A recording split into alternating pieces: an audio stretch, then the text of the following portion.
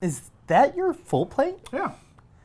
Aren't you a wizard? Yeah. And you can cast spells in it? Yeah. Well, I mean, like, I'm a little slower when I'm wearing it, so it takes me a little longer to like get to a good position. And I'm really, really loud when I'm in it, so it's really difficult for me to sneak places. So I usually get left behind for those kinds of adventures. It's also really fucking sweaty. Like, don't touch the inside of it. There's probably mold.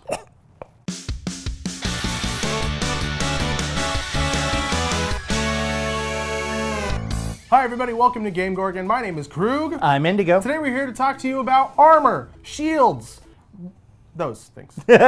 What is AC? AC refers to your armor class. How difficult it is for an enemy to penetrate whatever type of armor that you may be wearing to physically do damage to you. And then there is something called TAC, which is your touch armor class, which is referring to spells or abilities that instead of needing to penetrate their armor, they only need to just physically touch the person. That did 90 damage to my soul.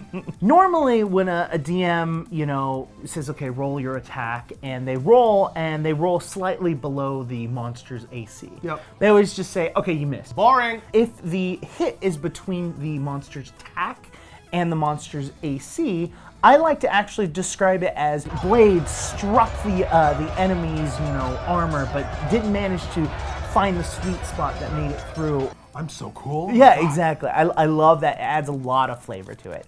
Armor can be broken up into 5 categories: light, medium, heavy, and shield. And then there's also an unarmored category.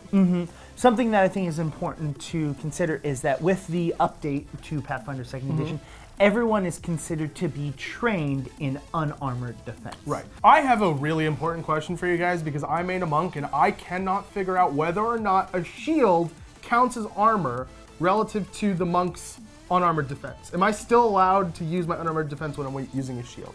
I don't understand that. Please let me know in the comments. Please be gentle. Don't hurt my feelings. That'd be great too, thanks.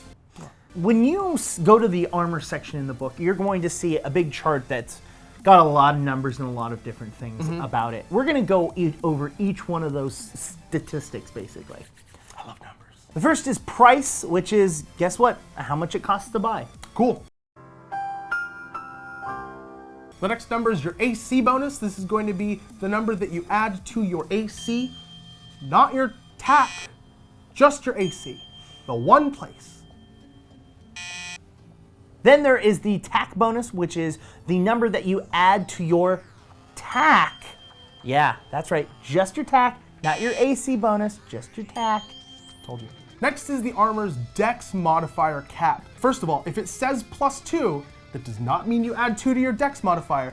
This number limits your dexterity modifier to the number. Now, you as a player can have a dexterity of 20, which gives you a modifier of 5, but while you're in that armor, it's only considered to be a 2. Then it is your check penalty, which goes for basically any sort of physical check: strength, constitution, or dexterity. Next is the armor's speed penalty. This is pretty self-explanatory. Your speed is reduced by this number. Then is the bulk section, which we're not going to go over in this video. We're actually going to be making a video about stat blocks and how they affect different things. We're not really sure when that video is going to come out, but that's when we're going to be talking about bulk. Yeah, let us know if it's something that you want to see like sooner rather than later, or if we should focus on something else before that in the commenty thing below there. Next is traits. Traits is basically a catch-all for any trait that the armor has. There's specific armor traits that armor can have.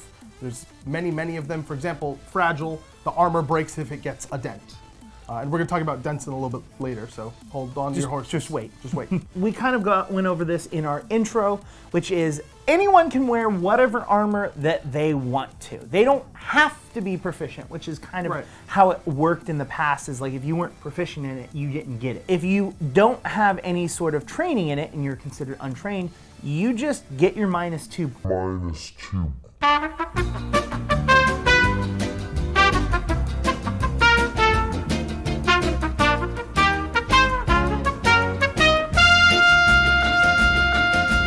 The heavier the armor, the slower you are, the higher your check penalties tend to be. It's also really fucking sweaty. The dex cap gets lower, which is worse for you. Generally, as a caster, that means that if you take lighter armor, you generally end up with the same AC but less consequences, less other consequences. Sure. But if that's the direction you want to take your character for whatever reason, Yeah. that it's not possible to preventing build it. you. Yeah, it's not preventing you from doing that. Yeah. Shields are very interesting. You don't actually gain your AC bonus from your shield unless you spend an action on your turn to raise your shield. Right.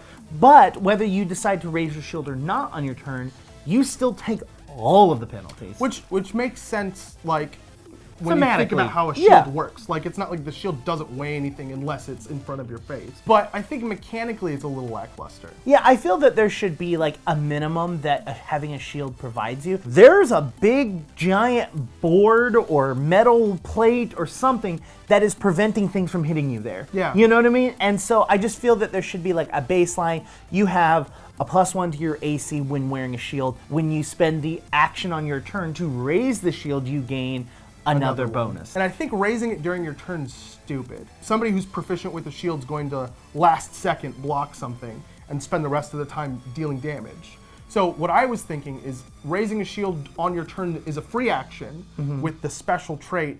You cannot use reactions until the beginning of your next turn. Because then it's basically like, if you want to raise your shield ever, you'd use a reaction. If you're wearing a shield and you're wearing armor, Oh yeah. you're only going to get the proficiency bonus of the lower of the two. Right. So if you're, for some reason, legendary in armor and only trained in shield, whatever situation that may occur in, you're only going to gain your proficiency bonus from your shield, Yeah. so you're only going to get your level. That having been said, you do still get to use features that you need to be trained, or legendary in armor to use. It's not like it's dropping your... No, This is just for the calculation of your AC. Exactly. You can also attack with your shield. Yes. Which makes sense.